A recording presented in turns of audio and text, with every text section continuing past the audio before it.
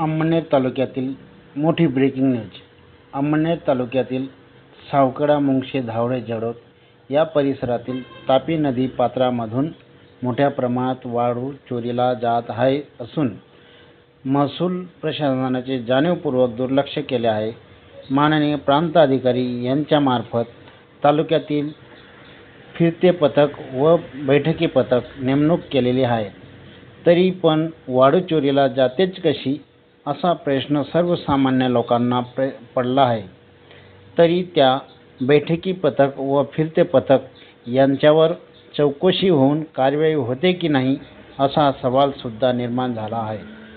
बादशाह न्यूज, आत्माराम आहेरे, अमळनेर। मी आत्माराम बादशाह आहेरे, बादशाह न्यूज चॅनल। इथं आपण तापी नदीत सावकडा गावात उभे आहोत।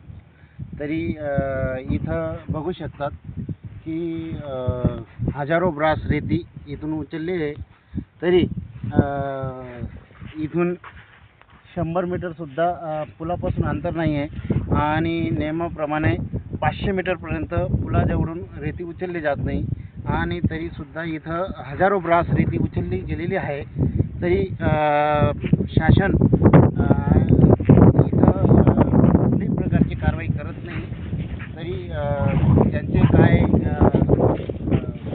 गाडीमोल काय त्यांचे चिरीमिरी काही चालू आहे का असं इथं लक्षात येत असल्यामुळे तरी म्हणजे आतापर्यंत त्यांनी कुठलीही कारवाई सावकडे गावात